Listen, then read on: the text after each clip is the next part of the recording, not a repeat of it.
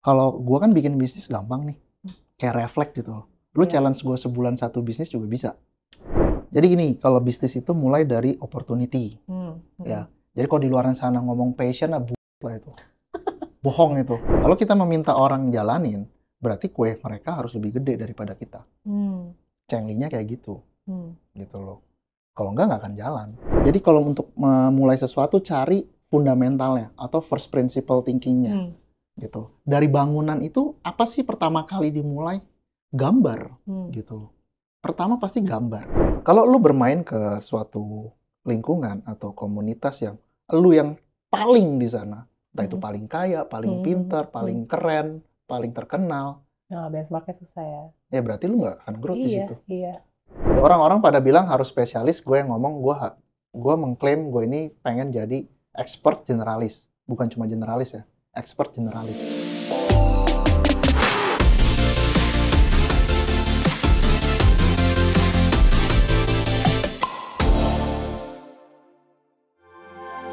Video ini dipersembahkan oleh Lume Colors.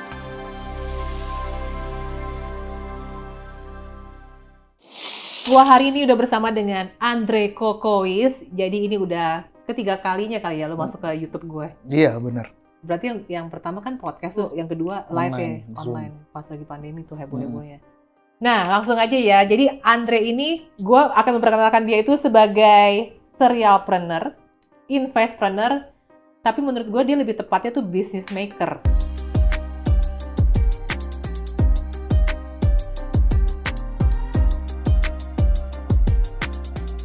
Bisa dibilang orang kreatif aja sih sebenarnya. Cara berpikirnya itu yang mungkin banyak orang bilang tuh beda gitu loh. Emang beda. Itu jadi makan apa gue nggak tahu lah. Sukanya bikin sesuatu yang baru. Poinnya itu. Jadi mungkin bisa orang bilang itu kelemahan, ada juga bilang kelebihan. Kalau misalnya kita bahas serialpreneur ini adalah sebuah kelebihan, mungkin orang lain bisa bilang kelemahan karena nggak fokus gitu loh. Kayak terlalu banyak. Terlalu banyak gitu loh. Jadi tergantung sudut pandang mana nih yang dipakai. Orang akan bilang itu nggak fokus kalau apa yang lu bikin itu nggak jalan atau nggak jadi. Tapi ini masalahnya lima-limanya jadi. Bisnis baru loh ini. Dengan loncatan yang gila sih. Beda total sama yang awalnya bermain di fashion, garment.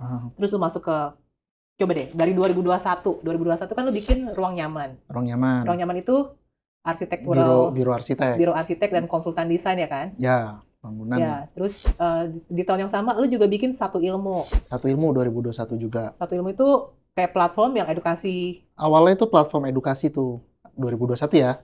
Itu platform edukasi kan karena ngelihat video course waktu itu laku kan, rame semua gitu loh. Orang banyak di rumah lah. Banyak di rumah, jadi kita bikin itu pakai webinar, terus video course kayak gitu aja sih. Terus 2022 kita bikin Plan Living. Plan Living. Terus 2023 Somulus ya? Somulus itu bukan nama-nama kayak scientific kayak Prometheus ya guys. Somulus itu apa tuh? Laser hair removal lah. Tuh, gila gak sih? Jadi buat ngilangin bulu pakai laser. Oke, dari Somulus itu kan 2023, 2024. 24 itu apa namanya, kita ada Plan Living lagi, The Lover. Expand lagi The Lovers, itu another boutique villa. Ya, boutique villa, The Lover, sama kita ada Bali Investment, itu property developer lah. Terus kita pengembangan juga Satu Ilmu, kita lari ke workshop. Oke, nah sekarang kan lu tuh bisa dibilang tuh tiap kali bikin bisnis cepet banget eksekusinya gitu ya. Ini yang membuat gua melihat lu tuh beda dengan pengusaha-pengusaha lain lah yang pada umumnya termasuk gua gitu kan yang kayak loncat bisnis itu mikirnya panjang. Sebenarnya apa sih langkah pertama yang menurut lo biasa lakukan setiap kali lo tuh mau loncat bisnis gitu? Oke. Jadi gini, kalau balik lagi ini kan ke karakter orang ya. Sebenarnya banyak yang bilang juga, ya kayak misalnya banyak orang bilang, oh ini keren, bisnisnya banyak segala macam. Iya, apalagi lu belum punya pengalaman di bidang itu, kan lu loncat kan, bukan dari bidang ekspertis lu kan. Banyak yang bilang kayak gitu. Pertama itu karakter orang beda-beda, itu yang pasti. Ya kan, kalau misalnya ini gue ada, satu lagi gue ada Weton Kaya. Tuh, Weton Kaya, another business. Ini produk digital gitu, alat tes lah, psikologi. Iya. Nah, kalau orangnya pencipta, karakternya intuitifnya kuat, kayak lu nih, lu juga kayaknya pencipta nih jatuhnya mirip. Masa sih? Gitu. Intuisinya kuat. Pencipta anak. Intuisinya kuat gitu. Nah, kalau orang-orang yang seperti itu, bikin bisnis gampang. Karena dia kreatif gitu loh. Poinnya itu. Nah, bagaimana caranya untuk memulai? Kalau gue ngeliatnya pertama pasti dari peluang. Dari sales dulu gitu loh. Oke. Mungkin kita coba ambil dari pengalaman lo dulu deh. Ketika dari My Fashion Grocer, ya, yang berhubungan dengan textile and garment, lo kan yang pertama kali loncat bisnis itu kan bikin ruang nyaman. Nah, itu cara-caranya deh sampai lo jadi itu ruang nyaman, terus juga meminimalkan resiko kegagalannya, terus juga gimana cara lo mengcover kelemahan lo yang belum punya pengalaman dan segala macam, itu gimana? Pertama, dari My Fashion Grocer ke ruang nyaman ya. Iya, ini contoh itu. dulu nih biar lebih jelas. Kenapa lari ke ruang nyaman itu dulu? Karena gue tuh punya cita-cita tuh sandang, pangan, papan gitu loh.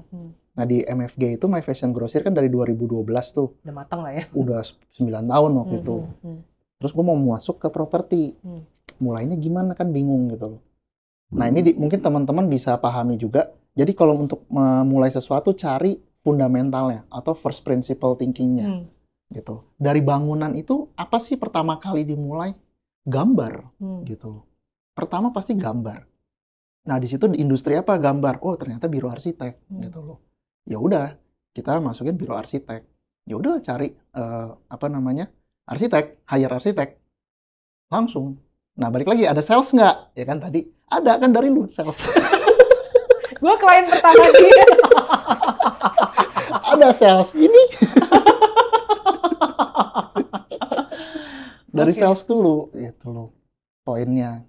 Nah, kalau gue kan waktu itu kan temen lu kan. Nah, terus lu merambah ke orang kedua, orang ketiga, orang keempat, dan klien-klien berikutnya? Atau, karena lu juga saat itu mungkin lagi bikin client living ya? Ya, dari client living itu jadi banyak market lah. Banyak orang yang lihat client living, akhirnya tertarik, bikin desain juga, ya udah gitu. Berarti bisa dibilang bisnis-bisnis yang baru itu selalu ada pembiayaan dari bisnis yang udah berjalan, atau ada nggak sih yang lo bener-bener dapetin permodalannya itu ya modal dari investor-investor kayak gitu? Dari investor-investor sih belum, karena sebenarnya bisnis-bisnis yang gue bikin itu minim modal ya. Yang ruang nyaman contohnya, karena udah ada calon kliennya Betul. Gitu. Udah ada calon kliennya gitu. Jadi sebenarnya minim modal, kecuali yang properti lah. Oke. Tapi itu juga kan kerjasama, maksudnya kerjasama dengan pemilik lahan ya. Jadi dia itu broker lah, broker tanah. Broker tanah. Waktu itu kan gue beli tanah lah di Bali. Terus dia bilang ini ada proyek mangkrak, udah ada struktur segala macam. Hitaman lah. Hitaman, fisik hitam. Ya udah, dari situ gue pikir kan, oke juga nih. Setelah itu baru ngomongin bagi hasil segala macam. Jadi yang operasionalnya ngejalanin siapa? Kita bikin tim, cari orang yang paham, gitu kan, kita hire, terus kita belajar juga gitu loh. Kan jadinya kita belajar lebih cepat. Akhirnya dari situ gue bisa kembangin yang dia. Misalnya deh, si A nih, dia paham, level pahamnya itu 5 gitu ya. Ya karena gue punya skill yang gue punya gitu ya. Gue pelajari 5 ini nih, gimana 5 ini jadi 8 gitu. Dengan penambahan konsep atau pemikiran yang gue punya, akhirnya bisa jadi 8. Jadi ketika ada challenge seperti itu, gambar udah jadi segala macam, kita breakdown, ya udah apa yang bisa dilakukan? Butuh sipil kan, pengerjaan tembok lah, lantai segala macam, pipa-pipa. Ya udah, kebetulan gue cuma punya 1 orang nih, kenalan mandor lah, mandor sipil. Gini-gini, ya udah, mandor sipil ini yang kerjain. Nah, di Bali itu akhirnya kita nyari sendiri, dari mulut ke mulut kita, namanya cari pasti ketemu lah. Kita cari orang MEP, orang besi las-lasan, orang bambu, segala macam, orang kolam, orang taman gitu loh. Semua kita akhirnya dapat di situ. Dan pas pembangunan Client Living The Founder itu pun 3 bulan terakhir itu gue di sana ngikutin gitu loh pengembangannya. Bahkan gue mimpin para mandor-mandor itu, vendor-vendor banyak itu gue pimpin gitu loh. Berarti kan ada manajemen operasionalnya ya, manajemen perhotelannya lah. Ada leadernya juga? Ada dong. Itu yang bikin siapa? Apanya? Yang nyari, yang bikin, yang create the system, the SOP dan segala macam. Jadi pertama yang pasti gue cari orangnya dulu. Nah ini cara gue kenapa bisa banyak bisnis kayak gini. Gue cari orang dulu, bukan bikin sistem dulu. Oh gitu ya? Iya. Cari orang terus suruh orangnya bikin sistem. Benar. Tinggal kita gabungin. You punya sistem kayak gimana? Saya punya sistem kayak gini gitu kan.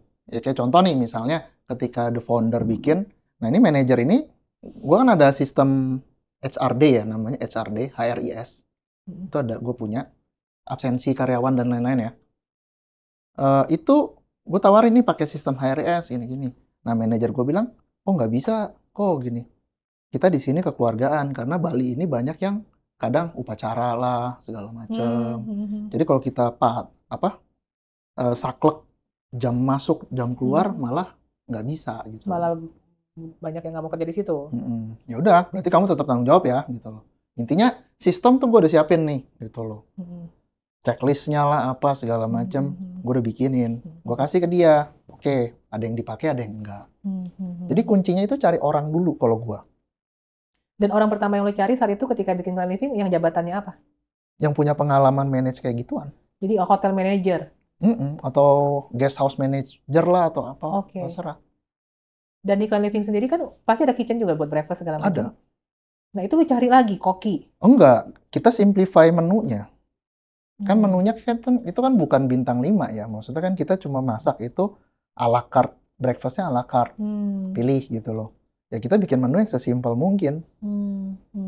Gitu. Jadi intinya tuh sebenarnya simple. Yang bikin ribet itu kadang ya kitanya aja yang bikin ribet. Gitu. Oke. Gimana cara lu meminimalkan resiko? Kan sering banget ya dengar, wah susah lah nyari partner bisnis yang bisa diandalkan gitu. Kalau nipu gimana nih? Ya meminimalkan resiko lo tuh gimana? Jadi gini, ini gue juga baru tahu, baru ngeh belakangan ya. Mungkin ini bisa teman-teman yang ini pakai nih. Kalau gue kan bikin bisnis gampang nih, kayak refleks gitu. Lu challenge gue sebulan 1 bisnis juga bisa, gitu. Nah gimana caranya supaya jalan kan? Ya, bagian kuenya. Kalau kita meminta orang jalanin, berarti kue mereka harus lebih gede daripada kita. Cenglinya kayak gitu, gitu loh. Kalau nggak akan jalan. Yang ada slack dan lain-lain. Akhirnya korupsi lah, apa segala macam. At least kita dari diri kitanya ini ya udah ngerti gitu loh. Kita nggak mau pusing, ya kan? Kayak gue nih, gue jagonya dimulai dari 0 ke 1 gitu kan. Ya udah gue ngambil porsi yang lebih kecil aja saham. Nah ini yang gue akan lakukan ke depan. Karena kalau dulu jujur kayak masih egonya tuh kayak masih, oh saya harus mayoritas bla bla bla gitu loh. Nah gue juga kan 2021, 22 itu kan gue juga belajar juga lah dari lu. Gue ngeliatin Agung dengan partner-partnernya. Jalan gitu. Oh ini adalah sebuah sinergi yang bagus gitu loh. Kan tadi kan lu bilang, ya lu minta gue bikin 1 bisnis sebulan tuh, bisnis 1 biji tiap bulan tuh gampang lah kasarnya. Bisa lah. Lu ada nggak sih tips-tips buat orang tuh yang malah kebingungan gue mau mulai bisnis apa? Bikin blueprint yang sederhana itu patokannya apa aja sih step-stepnya? Jadi gini, kalau bisnis itu mulai dari opportunity. Ya. Jadi kalau di luar sana ngomong passion, bullshit lah itu. Bohong itu. Yang ngomong itu dia juga belum sukses gitu. Ya kan? Ngomong dari opportunity. Opportunity apa ya? Sales dulu. Gitu. Apa yang you punya strength di sana? Ya kayak misalnya strength itu banyak cara loh. Kayak misalnya gue bisa bikin hotel apa? Karena gue udah punya strength, gue punya biro arsitek sendiri. Itu salah satunya gitu. Ditambah ada orang ngajakin kerjasama. Itu strength kedua gitu. Kerjasama, nah turunan dari strength kedua itu ada strength 2A, yaitu lokasinya bagus.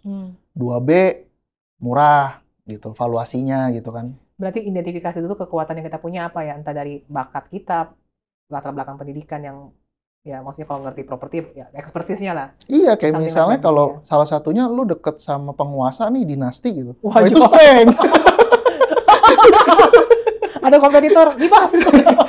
Itu bagus gitu kan. Itu jadi strength gitu. Oke. Dan lu taunya bisnis ini bisa scalable atau enggak gimana? Maksudnya bisa nanti bakal dikembangin. Cara nganalisanya gimana? Kalau yang macam kayak bisnis semi pasif tuh kayak misalnya offline ya, hotel, villa atau itu scalable-nya agak susah ya. Maksudnya satu titik kayak segitu ya. Bukannya cabang, multiplikasi lah. Bukan amplifikasi gitu. Kalau yang amplifikasi itu kan karena game gue ini kerjasama, partneran, gitu ya. Itu balik lagi ke partner gue. Partner gue ambisinya segede apa. Kalau partner gue ambisinya gede, ya udah gue support terus gitu loh. Tapi kalau partner gue ambisinya sedang, ya udah ngikutin dia. Kalau kecil ya udah ngikutin dia. Karena gue bukan operation gitu loh. Jadi gue nggak bisa ngedrive mau segede apa, gitu loh. Yang gue bisa bikin lagi. Oke, gue bisa bikin bisnis lagi ya, yang beda gitu, bukan bisnis yang sama. Akhirnya kan apa ya, seolah-olah kompetitor kan enggak kan. Itu kan kode etik lah. Nah, sekarang kan refleks bisnis lu kan udah gila, udah terlatih banget lah ya. Nah, buat yang baru mulai, buat yang baru mulai pengen juga punya refleks bisnisnya seperti itu, lu ada nggak sih cara kayak latihan yang simple lah, yang bisa nih para yang nonton-nonton kita ini lakukan gitu kan, biar refleksi bisnisnya juga lebih terlatih? Sebenarnya banyak. Jadi kalau misalnya kalian lihat problem, pertama pasti lihat problem dulu untuk identifikasi nih. Problem misalnya dari tempat kalian, lingkungan kalian deh, misalnya sesimpel mungkin apa yang kalian lihat itu menjadi sebuah problem gitu loh. Kayak contoh nih, belakangan gue kan lagi sering di Bali.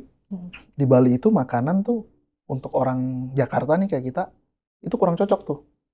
Kalau kita stay lama ya. Kalau kita turis, it's okay lah. Oh paling bagul ini apa segala macam. Lu 7 hari di Bali ya. Enak semua tuh. Gitu. Tapi kalau udah 3 bulan, bingung lu. Nah, di situ gua ngelihat ada, wah berarti kayak makanan kayak Jakarta nih, kayak nasi goreng lah, nasi goreng Jakarta. Terus bakmian gitu loh. Bakmi di Jakarta aja yang lu bilang itu sampai 50 macam juga ada.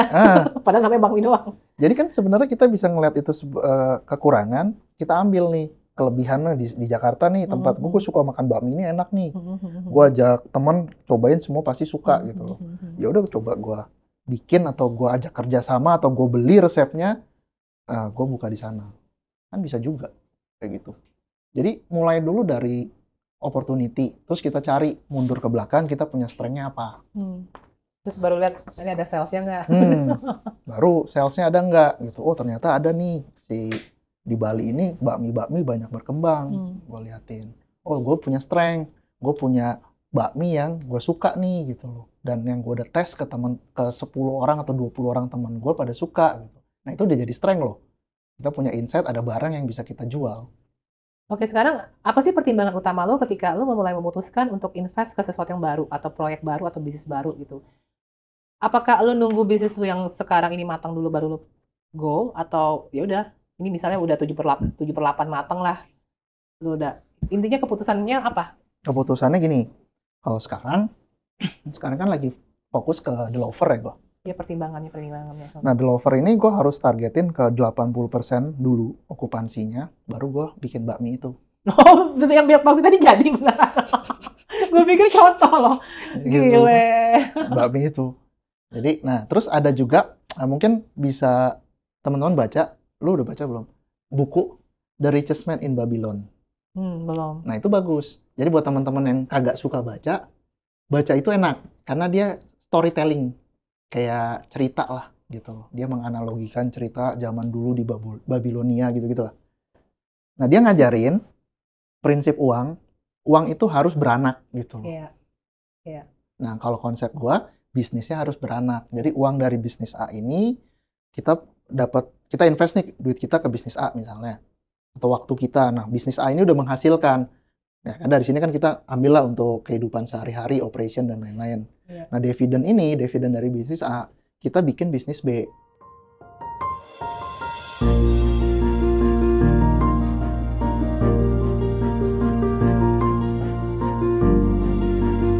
Nah oke, sekarang kita ngomongin Somulus ya. Nah ini kan unik nih. Uniknya untuk seorang Andre, tahu terjun ke salon penghilang bulu, penghilang bulu lah pokoknya, hair removal, bahasa kerennya hair removal. Ini yang mau dibedah mungkin tiba-tiba lo memutuskan loncat ke sini, kan lo juga sering berbicara mengenai momentum kan. Emang lo ngeliat ada momentum apa? Dan ya kayak gitu-gitu lah. Nah balik lagi kan strength ya. Tadi kan kata kuncinya strength sama opportunity terus tarik strength. Nah kalau ini mulai dari opportunity. Pas di Bali kan gue sering ke Bali kan. Nah, si Catherine itu sering hair removal, laser hair removal, gitu. Dan di sana ada 4 yang cukup terkenal di Bali, laser hair removal. Itu semua bule semua yang punya. Bule semua, gitu. Terus gue lihat harganya cukup mahal ya, di sana. Oke, kenapa nih kok bule banyak yang ini, gitu loh. Hair removal. Terus gue lihat kan, rame semua. Ada pernah kan lihat jadwal dia punya, coba lihat. Nengok gitu kelihatan jadwalnya full gitu loh. Kadang nyari jadwal aja susah. Nah itu kan tahun 2023 ya, ketika gue udah jalanin Clan Living The Founder. Ini Clan Living the Founder, gue jualan per hari kan. 22 jam lah. Check in jam 2, check out jam 12 kan. Gue jualan 22 jam nih, gitu, per kamar. Gue punya teori, semakin pendek kita nyewain, semakin mahal dan semakin cuan, gitu kan. Akhirnya gue pilih yang di bawahnya per hari apa per jam kan. Per jam apa nih? Ada spa, massage, dan lain-lain gitu loh. Makanya spa plus kan untungnya gitu. Dasar, spa plus jam-jaman. Jam-jaman, karena dia jam-jaman gitu loh. Iya. Nah, ada nggak yang di bawah jam? Menit. Nah, menit apa itu laser? Menit. Iya, lu kalau kelamaan juga jerit-jerit karena sakit. Laser itu menit. Jadi misalnya armpit nih, kiri kanan itu 10 menit, total 20 menit. Berapa ratus ribu. Jadi asumsinya cuma itu doang kemarin. Gue ngeliat opportunity, strength-nya belum ada. Nah ini makanya strength-nya belum ada. Strength-nya maksudnya di sini tuh kayak lu belum punya pengalaman di bidang itu. Pengalaman, apapun lah. Resource, network. Nggak ada. Gitu. Kenalan terapis juga kagak ada mungkin. Nggak ada. Ya kayak gitu. Oke. Nah itu akan jadi sulit. Gitu. Ini yang gue bilang. Makanya harus ada opportunity sama strength. Gitu. Intinya kita dapat sales dan kita bisa supply gitu loh. Dapat supply, dapat demand dan bisa supply. Kan strength sales dan strength-nya kita akhirnya kita bisa itu kan. Nah ini gue nggak bisa supply gitu loh, nggak punya strength. Ya belajar, nyari tahu sendiri. Belajar sama ChatGPT, belajar tentang laser-laseran segala macam. Kan kalau tadi yang bilang itu step-nya bisa juga dengan hire orang kan? Betul. Waktu itu gue hire orang, tapi kan case-nya gini loh. Itu tempat gue udah langsung sewa. Karena dapat murah juga kebetulan. Dan lu takut ambil orang juga kali ya? Langsung sewa, langsung suruh bikin ruang nyaman gambar, udah kasih cari kontraktor di sana, itulah kerjain gitu loh. Terus dapat vendor mesinnya, kan PO ya lumayan lama gitu loh. Nah ketika PO begitu kan, mesin kita udah order mesin dulu kan, sebelum kita hire kan nggak mungkin kita hire 4 bulan sebelumnya untuk mendapatkan knowledge. Dan level kita meng-hire pun di level kayak gitu adalah terapis. Terapis itu kan cuma tahu knowledge operation-nya, bukan bisnisnya.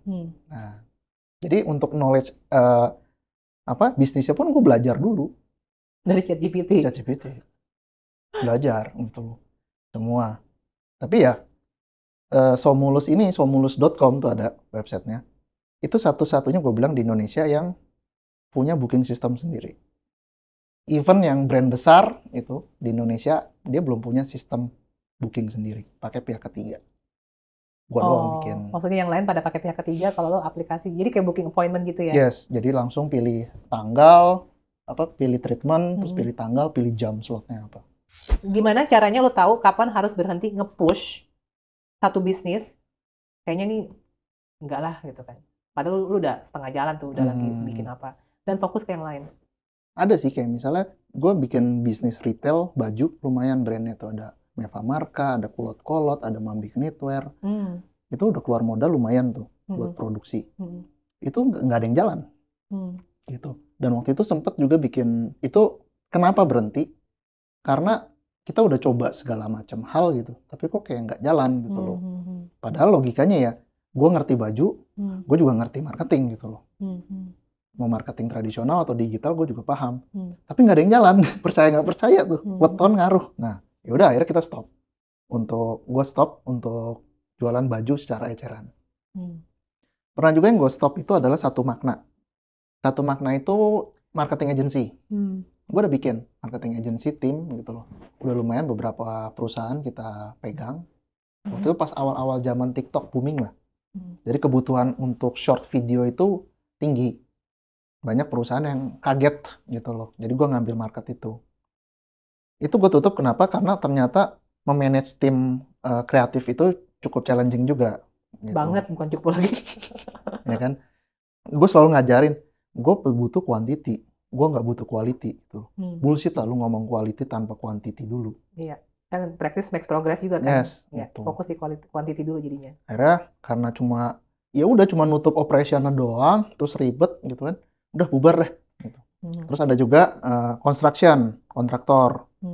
Jadi setelah ngebangun The Founder, Clan Living The Founder itu, gue dapet orderan itu ngebangun villa tuh. Nah itu kita udah jalanin. Oke, kita jalanin, baru setengah jalan lah. Ternyata itulah dari owner itu banyak komplain. Terus gue juga nggak bisa kontrol banget tim yang ada di lapangan kan. Karena itu kan di fisik banget kan lokasi gitu. Sedangkan gue agak susah lah kalau misalnya di sana yang lain nggak kepegang kan, nggak kekontrol. Akhirnya ya udah gue stop. Berarti kalau gitu bisa disimpulkan, lu kapan taunya lu mesti stop nge-push ketika semua cara kayaknya udah lo lakukan tapi tetap boncos. Kayak gitu. Udah kita ngerasa, wah ini udah nggak bisa nih. Gitu. Iya. Nah, sekarang kan, apalagi lu kan orangnya itu jeli banget melihat peluang. Bahkan kalau lagi belum ada peluang, lu bisa menciptakan peluang itu jadi ada gitu kan.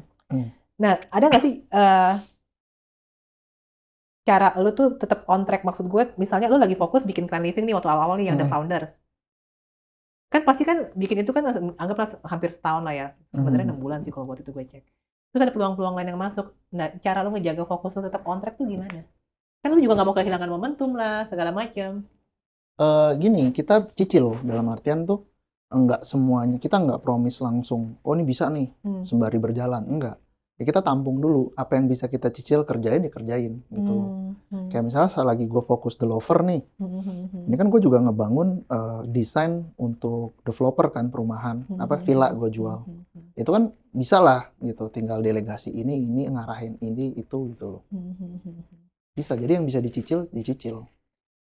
Oke, sekarang gue pengen tahu deh, daily life lu tuh kayak gimana sih cara lu ngatur waktu buat kerja, keluarga, diri sendiri. Lu masih nge-gym gak sih? Sekarang enggak. udah kebanyakan bisnis. Intinya gimana lu balancing tanpa salah satu terabaikan? Atau kalau mungkin kalau misalnya 1 hari nggak cukup, apakah lu bagi jadi dalam seminggu 2 hari buat keluarga, kayak gitu? Kadang kalau gue sih gue blend dalam artian nih, misalnya kemarin case-nya kerjaan masih banyak nih di Bali, over, terus anak-anak libur, ya udah anak-anak ke Bali sebulan full gitu loh. Jadi ikut ke proyek segala macam, jadi gue blend gitu loh. Ya gue sekarang lebih banyak di rumah. Oh gitu? Iya. Oh ya karena lu kan semua dari laptop aja kerja gitu loh. Semua dari laptop. Jadi yang physically keluar itu cuma ke Bali doang gitu loh. Oke, nah sekarang gue pengen tahu cara belajarnya lu ya. Gimana lu bisa menghilangkan setidaknya sebagian besar keterlibatan lu di existing bisnis lu biar lu punya waktu buat belajar skill yang baru atau lu fokus ke bisnis yang baru? Nah, sekarang ini case-nya kayak tadi kan pertanyaan lu masih baca buku apa enggak segala macam. Iya. Kalau sekarang lebih ke kebutuhannya apa. Oke. Itu approach pertama. Jadi kayak misalnya, dan korelasi ke skill baru, kayak contoh, gue belum punya rumah nih di Bali gitu kan. Gue pengen punya rumah. Nah, gue udah ngedesain sendiri. Akhirnya gue belajar skill baru, gue belajar SketchUp, aplikasi untuk arsitek. Iya. Akhirnya bisa gitu loh. Itu yang gue lakukan di waktu luang ketika di Bali tuh.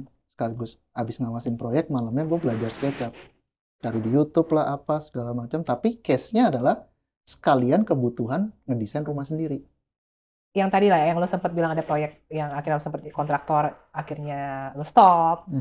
Kan nggak banyak ya orang tuh yang bisa dengan segitu cepet nge-reframing mindset-nya lagi untuk bangkit lagi gitu kan. Pasti ada yang down, ada yang aduh kok gue gagal di sini. Kalau lo tuh gimana? Nge-reframingnya tuh gimana? Gue nge-reframingnya gini. Gue sih kalau kayak gitu, ya down pasti ada lah. Iya. Pasti ada. Tapi ya kita jangan berlarut-larut lah. Ya caranya biar nggak berlarut-larut tuh gimana? Ya udah gerak aja gitu. Maksudnya dalam artian, misalnya kita tadi case ada bisnis yang gagal gitu ya. Ya udah berarti emang bilang aja bukan jodohnya atau belum gitu loh. Kalau emang kita belum maksimal, ya kita maksimalin dulu. Kayak ini Weton Kaya nih. Ini gue bikin lumayan unik nih karena benar-benar pure dari pemikiran gue yang cukup kompleks. Kompleks banget. Ya kan? Nah ini gue ngerasa ini belum maksimal untuk ngiklan, marketingnya. Kayak dari kemarin tuh ngiklan kita cuma baru balik modal lah bisa dikatakan. Tapi konten iklannya pakai generate AI doang, image begitu doang gitu loh. Belum sampai yang video high quality, testimoni orang. Jadi kan sebenarnya masih banyak peluang yang bisa kita dicoba dulu gitu loh. Ketika itu dicoba semua masih mentok, ya udah gue tinggalin gitu loh. Oke, jadi ketika lo lagi down, udah lo mengalihkan pemikiran lo dengan bikin opportunity atau cari peluang baru? Cara baru dulu gitu. Oke. Cara baru, kita coba dulu semua semaksimal mungkin. Kegagalan terbesar lo sendiri tuh apa sih? Apa yang menurut lo tuh Itu deep banget. Kayak gue gagal di sini. Kegagalan terbesar kalau gue tarik banget ya sebenarnya itu kegagalan konsep. Kegagalan melihat opportunity di awal. Dari dulu zaman gue kecil. Jadi dulu dari kecil kenapa gue punya bisnis banyak ini? Karena dulu pernah pas SMP kalau nggak salah. Pengen punya bisnis itu di sandang pangan papan gitu loh. Dan itu konglomerasi. Dari baju dulu, gue naik ke atas itu ke konveksinya. Gue naik lagi ke atas itu ke toko kainnya. Terus turun ke bawah, dropshipping sama affiliate-nya. Nah, gue mau turun lagi ke bawah sampai ke retail, gagal yang tadi gue cerita gitu loh. Ya udah itu udah hulu hilir tuh. Gitu dari satu entitas bisnis. Kegagalannya ternyata bukan sandang pangan papan yang menjadi dasarnya gitu. Kan gue mikir kebutuhan pokok manusia itu sandang pangan papan kan gitu. Yang kita diajarin di SD lah. Ternyata paling dasar itu adalah uang. Jadi kan, lu mau beli makan pakai duit, ya kan? Beli baju pakai duit, beli rumah pakai duit. Jadi sebenarnya harusnya gue fokus ke bisnis finance. Itu yang gue salah. Maksudnya bisnis finance itu jadi kayak gimana? Apapun yang bergerak di industri finansial, entah itu misalnya kayak macam apa namanya pusat pegadaian lah gitu loh, atau apa namanya hedge fund lah yang udah besar gitu, atau bikin koperasi simpan pinjam, pokoknya berhubungan dengan permodalan buat bisnis, leasing lah. Maksudnya lu harusnya terjun di bisnis itu? Harusnya, itu doang. Kegagalan gue ngelihat gambaran paling besar. Jadi kalau gue udah dari 2012 main di finance, gue udah beda cerita. Udah nggak mau nih di nama gue. Waktu gue mahal tuh ya, katanya dia. Sekarang berarti ketika lu mau ekspansi ke bisnis-bisnis yang baru yang nanti ada lagi gitu ya, kalau ngeliat karakter lu kan lu kayak pasti bikin another business lagi nih. Gimana cara lu ngatur cash flow buat jangka panjangnya gitu? Kan bisa aja dong ada bisnis yang butuh permodalan, ada bisnis yang intinya kalau misalnya ini bisnis ternyata butuhnya modal gede, lu kan orang kan taunya kan sumber pemodalan itu ini kan balik lagi pemodalan kan entah pinjam dari bank, investor atau gesek kartu kredit misalnya. Tergantung. Tergantung dari resikonya sebetulnya. Atau gamenya. Kayak contoh misalnya gini. Banyak, kan gue bikin workshop tuh. Bali Property Academy. Wah itu banyak sekali yang ngajakin gue kerja sama lah. Gitu loh. Ya gue balikin. Kalau misalnya kita nih, misalnya proyek 10M. Oke gue invest misalnya 1M gitu. Berarti kan 10%. Lu menguasai saham 10%. Misalnya gitu kan. Ya. Tapi konsep segala macam itu dari gue gitu. Ya gue balikin, cengli apa enggak? Ya nggak cengli lah. Ya kan? Nggak cengli, berarti kan harusnya gue punya another valuasi yaitu goodwill-nya kan. Iya. Nah itu berapa duit kan nggak tahu. Iya. Susah juga. Nah kalau misalnya gue balikin, gue ngapain butuh investor? Kalau misalnya gue okupansi atau IRR gue itu atau simpelnya ROI gue, return on investment-nya per tahun itu bisa 20% misalnya. 5 tahun balik modal gitu loh. Sedangkan bunga bank berapa duit? 8% misalnya. Iya. Ya mending gue pinjem bank. Iya. Ya kan? Iya. Balik lagi case-nya kayak gitu. Tapi kalau misalnya kita mau, kebutuhannya adalah mau bangun relasi, sometimes kan opportunity kita joinan kongsian nih sama ini gitu loh. Case-nya mungkin segini doang. Tapi bisa ada kongsian bisnis lain yang lebih aktif. Bisa return-nya lebih gede kan, who knows. Ya, kayak gitu. Karena gue lihat yang besar-besar itu di atas itu kebanyakan kolaborasi. Gitu loh. Setuju banget, kolaborasi. Lo kan juga sering ngomongin refleks ya, refleks bisnis. Kita sebagai pengusaha harus punya refleks dalam bisnis. Ada nggak sih refleks yang mungkin menurut sebagian orang tuh sepele, atau bahkan menurut lo sepele, tapi tuh ternyata tuh punya impact besar dalam ngejalanin bisnis ini gitu. Nah, jadi sebenarnya gini, gue agak lebar dikit ya, biar tahu nih, biar teman-teman bisa paham. Jadi kebanyakan pebisnis itu jadi pengusaha itu nggak sengaja. Iya bener banget. Mayoritas yang gue lihat nggak sengaja. Pertama dia kayak kepepet gitu kan, kepepet, akhirnya dia punya strength sesuatu, akhirnya jalan tuh. Fokus di bisnis itu terus, gitu ya. Akhirnya jadi pebisnis. Ketika dia udah sukses, duitnya banyak, dia mau diversifikasi bisnis, bingung dia. Akhirnya mereka beli franchise. Bayang ya sampai sini. Atau nanam di investasi, di deposito lah, obligasi, reksadana, kripto, dan lain-lain. Karena mereka ya nggak sengaja. Ada orang yang kedua, yang kayak gue, itu adalah bisa bikin bisnis. Jadi skill utamanya adalah bikin bisnis. Gitu.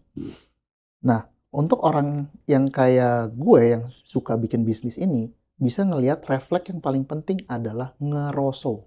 Apa itu ngeroso? Ngeroso itu adalah benar-benar deep down ke dalam bisnisnya. Jadi punya POV-nya itu luas. Dibedah terus digali lagi, Semua. gali lagi. Oke. Gitu. Jadi benar-benar POV-nya itu sampai ke end user-nya. Kita bisa memposisikan diri ke banyak stakeholder gitu loh. Misalnya kayak di bisnis, ambil contoh deh, misalnya di bisnis hair removal gue udah ngerasain gimana jadi konsumen gitu loh. Harus bisa ngerosot sebagai konsumen, ini kayaknya kurang enak nih kalau masuk ke dalam sini atau harusnya begini, harusnya begitu gitu loh. Dan sebagai karyawannya, sebagai timnya, kita harus bisa ngerosot nih gimana kalau misalnya dia dapetin tamu kayak gini segala macam, terus dengan jam kerja seperti ini, SOP seperti ini, oke apa enggak gitu loh. Jadi kita harus bisa ngerosot ke sana sih.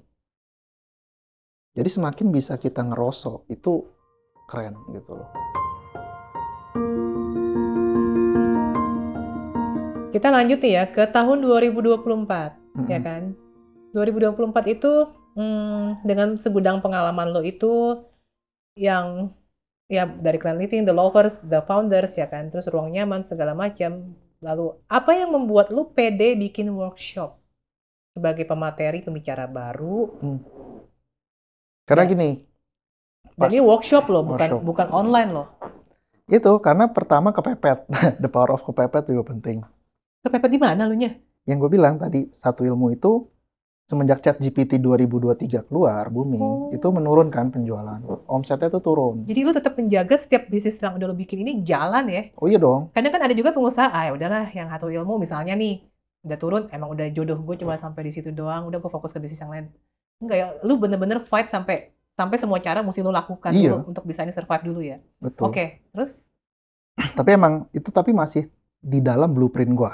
Iya. Satu ilmu udah ada blueprintnya, ada offline event. Dari awal gue diriin. Ya udah, gue discuss sama Bram, kita udah harus lari ke offline deh. Karena orang butuh experience, bukan teori. Kalau teori tinggal tanya ChatGPT selesai. Ya udah, mulainya dari mana gitu loh. Bingung kan? Siapa kita nggak ada kenalan? Siapa nih yang mau diajak buka workshop gitu loh. Ya gue bilang, gue ada pengalaman sih bangun hotel di Bali gitu loh. Meminimalkan resiko, ya udah gue dulu aja deh. Gitu ya. Tapi cuma satu gitu loh. Iya. Ya udah gue bikin materinya. Terus sempet ngedown juga loh. Iya. Ngedown. Gue bilang ke si Bram, ini aku cuma bikin baru satu loh hotel loh. Terus 12 kamar doang. Apa nggak malu apa kayak gini gitu loh. Si Bramnya bijak juga ngasih motivasinya. Iya, yang punya hotel banyak di selain Quandre banyak. Yang punya hotel ratusan kamar ada gitu. Tapi ada nggak dari mereka yang mau sharing? Bener banget. Bener, oke. Dari situ termotivasi lah. Terus juga dari situ testing. Gue testing, bikin konten tentang properti secara organik, testing kan. Naik di reel tuh. Terus kita testing ke webinar dulu. Webinar ada closing, ya udah kita gas iklan. Ya gitu. Jadi pertama itu tetap gue fokusin ke bisnis. Ini harus tetap sustain gimana caranya. Kalau masih dalam blueprint ya kita jalanin gitu loh. Dan gue sebagai, meskipun di satu ilmu jatuhnya kan gue komisaris ya. Ya emang kalau emang harus turun ngerosok ya lakukan gitu loh. Doer. Nah, tapi emang batch-nya cuma sampai 5 si Bali Property Academy. Kenapa? Banyak yang bilang kenapa gitu loh. Padahal rame. Terakhir batch 5 itu ada 119 orang pesertanya. Tapi gue stop. Kenapa? Karena gue lihat Bali ini kan kecil, gitu. Nah ini lebih ke ini ya, idealisme ya, bukan kapitalisme ya, gitu. Makin banyak kompetitor gue, gitu. Itu 19 orang yang ikut, gila. Itu udah batch kelima lagi. Belum batch sebelumnya udah 500 orang aja pusing gue kompetitor yang lain. Itu salah satunya. Oh bener ya? Tapi yang paling benar sebenarnya kita ngeliat Bali kecil, gitu loh. Maksudnya karena gini, yang datang ke workshop gue itu banyak orang. Ada yang ngikutin yang gue ajarin, tapi banyak juga yang cuma pengen tahu aja. Pengen tahu, tapi mereka lakukan dengan cara mereka. Dan cara mereka ini cukup ekspansif. Akhirnya itu yang bakal ngerusak Bali. ekspansif ngebikin kayak perumahan gitu loh. Ngomongnya villa, tapi bentuknya kayak perumahan di Tangerang gitu loh. Iya. Nah sekarang ngomongin workshop, berarti yang saat ini udah berjalan kan workshopnya apa aja? Saat ini berjalan, kemarin berjalan. Yang kemarin berjalan yang udah kelar? Bali Property Academy. Nah ini lagi bikin lagi, next month, itu ada Franchise Creator Academy. Ngajarin orang bikin franchise sendiri. Bikin franchise sendiri? Iya, daripada beli kan mending bikin sendiri gitu loh. Oke. Pembicaranya ada orang yang pengalaman di sana. Ya, saat ini yang cukup permintaannya tinggi juga itu Gojek Pajak. Ajarin pengusaha supaya tax planningnya bagus. Iya. Gitu. Sekarang parameter lu apa sih untuk menilai sebuah workshop itu sukses atau enggak gitu? Testimoni. Jadi testimoni yang misalnya kalian bisa cek nih di Investpreneur atau apa, itu testimoninya nggak kita arahkan. Tolong orang dia bayar kok. Iya. Kecuali kita bayar dia. Iya. Ya kan dia kan yang bayar. Sampai mau bikin testimoni kayak gituan berarti emang real. Atau kan ada testimoni gitu loh. Oke. Nah, kan nggak semua pengusaha itu pengen jadi investor gitu. Nah, sebenarnya yang membedakan itu cuma soal mindset atau gimana sih? Mindset sih sebenarnya. Makanya kenapa gue bikin konsep filosofi Investpreneur, intinya tuh bagaimana kita invest di instrumen yang bisa kita kontrol. Contoh hotel ini. Hotel-hotel ini kalau kita bikin hotel pada umumnya, returnnya itu balik modalnya bisa 5 tahun, let's say, 7 tahun. Gitu. Tapi kalau misalnya kita bikin konsep hotel unik, ya kan, punya konsep lah tertentu gitu loh, punya value yang lebih gitu loh, kita bisa balik modal 2-3 tahun.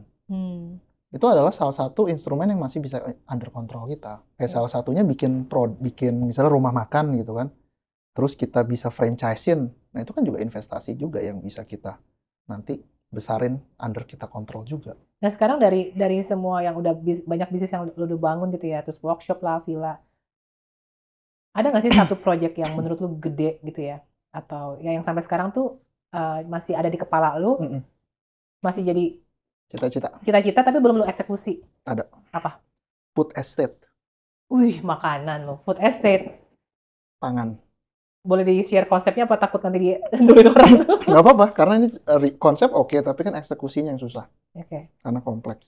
Jadi pengen nyari satu lahan besar, mungkin 50-100 hektar. Itu di situ akan kita pertanian sustainable gitu loh semua. Jadi pertanian dan peternakan generatif sebutnya. Jadi bukan cuma sustainable, tapi benar-benar menyeluruh generatif. Jadi dari tanahnya gitu loh, sampai ke energinya pun kita produce sendiri. Jadi kayak kita cari tempat yang ada mata airnya, sungai. Jadi kita bisa bikin mini hydro, pakai solar panel, pakai angin gitu loh.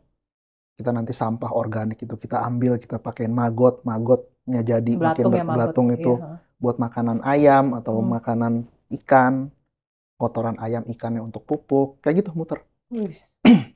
Nah dari situ nanti akan bikin laboratorium mechanical sama laboratorium biologi. Untuk?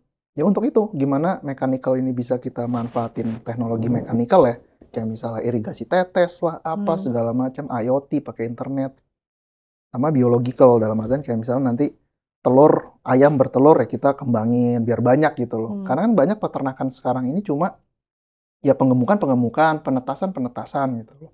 Tapi kalau dia dari hulu hilir kan enak. Duit, ya kan ayamnya lahir sendiri gitu. Itu kan kita nyetak uang. Jadi cita-citanya ke arah sana. Terus what's stopping you now gitu loh? Ya ini, karena masih ada PR-PR yang belum selesai. Kayak misalnya The Lover kan belum jalan sendiri. Terus baru juga lahir ya nggak sih? Satu Ilmu gitu kan. Sama itu nanti kan juga proyeknya besar itu. Untuk akuisisi land sebesar itu kan.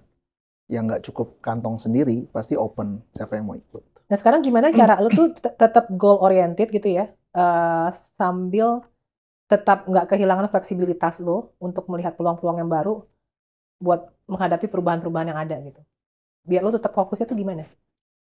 Fokusnya tuh jangan loncatnya jangan terlalu jauh. Ya lu loncatnya jauh-jauh semua aja. Tiba-tiba bikin salon lah pakai lampu. Ada itu yang cukup jauh tadi kan gue udah bilang gitu. Jadi, tapi patternnya sama ya sistemnya ya nggak sih? Patternnya semua bisnis sama. Ada kerangka bisnisnya mah iya. Oke. Semua bisnis sama. Nah ini patternnya gue kasih nih gitu loh. Jadi 1 sampai 8. 1 itu sales. Ya kan kita harus ada sales dulu. Kedua itu adalah procurement, pengadaan barang. 1, 2 selesai, berarti kita udah bisa dagang. Nomor 3, kita lari ke marketing. Berarti kan marketing itu adalah menstimulus supaya adanya demand. Gitu loh. Ya kan? Habis itu baru logistik. Keempat. Karena kalau udah sebesar itu udah perlu sistem lah gitu logistik. Kelima itu finance. Finance penting. Bagaimana kita ngerti lah financial accounting. Keenam itu HR, human resource. Ketujuh itu R&D. Kedelapan tech support. Gila. Semua bisnis pasti ada 8 titik ini. Menurut lu tuh tipe-tipe lingkungan yang seperti apa sih, atau pergaulan yang lu mau selalu ada di lingkungan lu gitu? Simpelnya gini. Yang orang yang karakternya seperti apa gitu? Bukan karakternya seperti, ya pasti karakternya yang positif lah ya, yang maksudnya jangan yang negatif. Tapi yang namanya manusia kan nggak mungkin perfect lah. Pasti ada plus minus lah. Tapi gue ada simple, cari ke tempat yang bikin lu itu yang di tengah atau di bawah gitu. Kalau lu bermain ke suatu lingkungan atau komunitas yang lu yang paling di sana, entah itu paling kaya, paling pintar, paling keren, paling terkenal. Nah, benchmarknya susah ya. Ya berarti lu nggak akan growth di situ. Iya. Gitu. Kadang kan orang terjebak di zona nyaman itu tuh. Gue udah yang paling-paling nih di tempat gue udah nyaman gitu loh. Ketika dia pindah pergaulan, dia di bawah gitu loh. Kekayaannya kalah, tenarnya kalah, networknya kalah gitu. Ya nggak apa-apa, itu udah bener berarti. Berarti kan kita akan naik. Karena teman-teman kita di atas kita. Dari bisnis-bisnis lu nih ya, kan lu kan pasti ada pembelajaran baru. Skill apa yang lu pelajarin waktu lu mulai ruang nyaman atau plan living ya, atau bahkan satu ilmu yang akhirnya lu lihat benang merahnya ini yang selalu bikin proyek lu sukses? Banyak case-nya tuh beda-beda gitu loh. Tapi yang paling penting dalam entrepreneurship itu adalah kepemimpinan. Leadership. Yes, leadership. Itu yang menurut gue tuh penting banget. Karena kita entrepreneur itu kan bisa dikatakan kan kita mimpin banyak orang, ya kan? Nah kayak misalnya teman-teman yang nonton di sini masih employee gitu kan, pasti kalian itu spesifik di satu bidang doang, editor, akunting gitu loh. Tapi kalau kalian jadi atasan atau jadi pengusahanya, itu kan kalian mau nggak mau harus paham semuanya, harus tahu semuanya kan, dan itu kalian memimpin banyak orang. Jadi entrepreneurship, leadershipnya tuh harus kuat, gitu. Jadi menurut gue itu yang paling penting adalah leadership sama kemampuan generalisnya itu. Generalis tuh kayak gimana?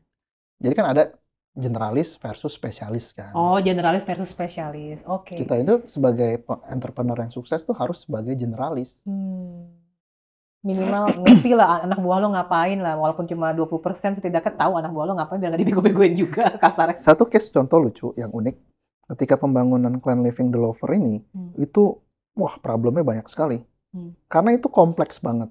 Ngebangun 6 unit villa dengan berbagai macam material, kayu, bambu, semen, batu, segala macam lah. Itu kan vendornya beda-beda. Dengan 10 bulan selesai. Iya, gila itu. Nah, itu menurut gue juga lama. Menurut gue masih lama, karena gue targetin 8 bulan. Molor 2 bulan.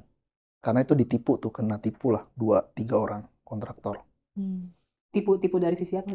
Satu, kita udah bayar, tapi dia nggak ngerjain. Akhirnya duitnya mampet. Itu kita cut. Itu kan buang waktu sebulan untuk cari vendor penggantinya kan, bambu. Terus ada juga satu kerja sipil nih, kerjanya jelek banget. Banyak pipa-pipa yang belum dilem lah apa, jadi banyak bocor. Kompleks banget lah problemnya. Nah, tapi ada satu vendor taman, vendor landscape. Orangnya baik gitu loh. Nah, dia itu gue arahin, dia bisa bantu gue yang lain. Bahkan kayak masang tali hammock. Sekarang dia bisa ngecat. Ada lantai kayunya jelek tuh finishingnya. Sama dia di gerinda ulang terus dicat.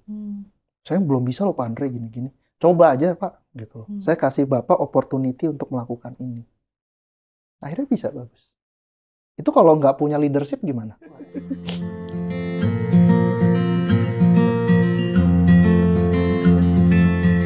Kan lu kan sering ngebagi-bagi ilmu juga ke orang-orang lain. Lu kan sekarang punya 2 anak nih. Anak lo yang gede sekarang usia 8, yang kecil 6. Gimana lu pasti pengen dong setidaknya anak gue ya punya mindsetnya minimal mirip kayak gue lah untuk urusan-urusan yang positif-positif lah, yang kayak maksudnya urusan bisnis apa segala macam. Lu cara ngajarinnya gimana? Mendidik anak lo? Sering ini interaksi langsung challenge gitu loh. Jadi kayak jejak pendapat gitu loh. Kayak contoh kan gue selalu paham bahwa kalau mau tajir ya uang, nggak usah pusing uang, itu entrepreneur gitu loh, bukan employee. Tapi entrepreneur kan juga banyak resiko lagi orderan sepi. Ya sebenarnya karyawan juga ada semua resiko. Ada resiko. Iya. Dipecat lu besok lu, bos lu lagi nggak mood tiba-tiba. Ya kan ada aja gitu loh sebenarnya. Entrepreneur gitu, jadi cara simpelnya gitu, kayak misalnya, oh ini teman papi yang punya bisnis ini gitu. Jadi salah satu caranya diangkat seperti itu sih. Jadi pengusaha, jadi selalu tuh. Jadi kalau misalnya, Sunshine yang lebih itu Sunshine ya. Sunshine itu anak Andre yang gede ya, cewek. Ya papi mau bikin villa baru nih gitu. Konsepnya kayak gini, menurut kamu gimana? Jadi diikut sertakan langsung cara pikirnya gitu. Sama sebenarnya lagi ada satu yang gue lagi sering bicara ini, sistem pendidikan. Kayak gue lagi ke depan bakal mau bikin homeschooling. Tapi homeschoolingnya pun gue pengen bikin materi gue sendiri. Materinya udah yang pokoknya jadi pengusaha lah ya, mindset-mindsetnya. Kurikulum gue sendiri. Jadi kurikulumnya cukup 5 poin, 5 bidang pelajaran yang paling penting. 1 itu adalah matematika. Karena itu untuk melatih logika sebenarnya. Ya kan? IQ apa itu dilatih tuh berpikirnya. Matematika. 2 itu psikologi. Karena psikologi untuk memahami orang. Nah, turunan psikologi itu komunikasi itu semua. Nah, itu psikologi. 3 itu adalah entrepreneurship. Ya kan, bisnis, ngeliat peluang manajemen bikin segala macam lah. 4 itu finance. Jadi bagaimana finance literacy itu penting, investing segala macam, nilai uang itu penting banget. Sama yang 5 itu art, seni. Explore seninya untuk kreativitas. Jadi cukup 5 itu dia expert, jago banget di 5 titik itu. Bakal sukses udah pasti. Ngapain lagi? Ayo. Kenapa lu ketimbang bikin homeschooling gitu, bikin sebuah bisnis yang kayak durasinya setahun buat anak-anak lulus kuliah ngikut kayak gitu, ya nggak sih? Enggak, kalau misalnya dari anak umur 8 tahun nih, let's say dari 6 tahun kita udah fokus ngajarin 5 itu, dia umur 18 udah expert banget. Intinya udah survive the world lah ya? Iya.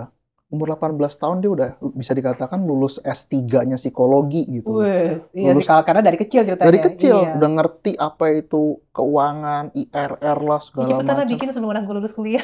Gitu loh. Selesai. Nah, ketika gue ngomong kayak gini, banyak yang bilang, nanti dia kuliah gimana? Diterima apa enggak? Ya don't care lah, orang kita bukan tujuannya kerja sama orang. Nah, gitu sih. Kalau kita bikin usaha sendiri mah, ijazah ya udah. Nggak guna kan? Iya. Jadi nggak penting gitu. Nggak penting anakku kuliah atau apa, nggak penting gitu loh. Misalnya, gue lulus kuliah atau lulus SMA, pengen belajar dari seorang Andre yang udah punya platform atau ilmu, segala macam. Gue harus mulai dari mana? Mulai tingkatkan rasa ingin tahu. Rasa ingin tahu. Oke, misalnya, Andre anak gue ajarin dong sampai jadi kayak lu lah. Nah itu lu akan nge-trainnya gimana? Harus dites dulu rasa ingin tahunya gede nggak. Kalau rasa ingin tahunya gede, nah itu udah sejalan. Jadi dia bisa ngikutin apa yang kayak gue lakukan. Tapi kalau dia rasa ingin tahunya kurang gede, dia susah nih kalau dipaksa kayak gue gitu loh. Karena rasa ingin tahu ini yang ngedrive gue akhirnya bikin sesuatu yang baru terus kan. Kayak sesuai dengan moto gue, different is better than better. Jadi sedikit lebih baik, sedikit berbeda itu lebih baik daripada lebih baik gitu. Kayak misalnya, siapa nih? Oh, siapa yang cantik, semua cantik gitu. Tiba-tiba ada yang jelek sendiri gitu. Kelihatan kan?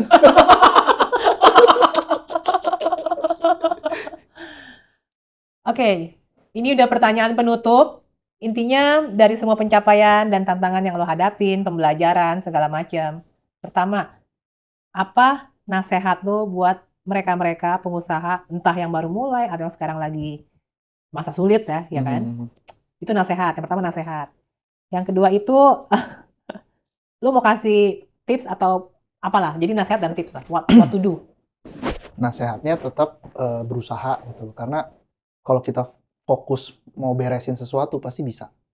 Apalagi zaman sekarang kan ya tools banyak banget lah gitu loh. Itu nasihatnya. Jadi selalu berusaha terus sampai ketemu hasil gitu loh. Nah kalau tipsnya ya gunakan teknologi semaksimal mungkin. AI gitu. Dan kalau pengusaha itu harus latih leadership-nya gitu. Dan jadilah generalis. Dan orang-orang pada bilang harus spesialis, gue yang ngomong gue mengklaim gue ini pengen jadi expert generalis. Bukan cuma generalis ya, expert generalis. Jadi kalau misalnya spesialis itu I-shape 1 gitu ya. Kalau misalnya generalis, generalis itu kayak gini doang nih gitu loh, panjang. Nah kalau expert generalis bisa dikatakan M-shape gitu, minimal ada berapa 3 yang expert, tapi lebar gitu. Lebar di atas, ada beberapa titik yang dalam juga. Gitu. Gila, luar biasa. Ini percakapan yang berbobot banget dan penuh ilmu dan penuh daging. Gue juga banyak belajar dari seorang Andre yang usianya tahun ini usia berapa? 34. Serius lu 34? Iya. Bener? Baru usia 34, gila. Oke guys, segitu aja. Thank you banget buat yang udah nonton. Jangan lupa juga cek-cek workshop-workshop yang dibikin oleh Andre yang selalu menghadirkan materi yang luar biasa di satu ilmu ya. Udah ada selfpreneur kalau yang mau belajar AI. Udah onlinepreneur. Oh bener lagi ada onlinepreneur. Salah satu pematerinya gue yang mau scale up bisnis online-nya. Terus ada lagi apa lagi sekarang? Gocek pajak buat kalian lebih ngerti tax planning. Sekarang saat ini 3 yang Investpreneur udah close. Investpreneur yang nanti Franchise Creator Academy. Dan buat kalian yang pengen tahu jalur sukses kalian tuh kayak gimana, jangan lupa juga coba cek wetonkaya.com ya. Wetonkaya.com. Wetonkaya.com. Jadi ambil tes di situ. Jadi kalian tahu kelemahannya kalian apa, kelebihan kalian apa, sehingga bisa fokus di kelebihan dan cari tahu solusi untuk ngebalance kekurangan yang kita miliki. Oke, thank you Andre. Yes. Thank you semua. Bye.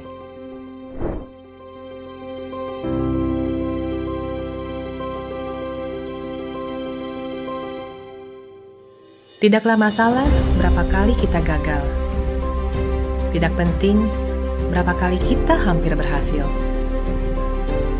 Kecewa karena gagal itu masih jauh lebih baik daripada menyesal tanpa melakukan sesuatu. Yang perlu kita lakukan hanyalah belajar dari kegagalan itu dan dari orang-orang di sekitar Anda, dan yakin kalau kita pun bisa bangkit. Janganlah takut dengan kegagalan, karena jalan menuju kesuksesan adalah dengan selalu mencoba setidaknya 1 kali lagi. Dan ketika kita mencapainya, semua yang tidak tahu kisahmu hanya bisa berkata betapa beruntungnya Anda.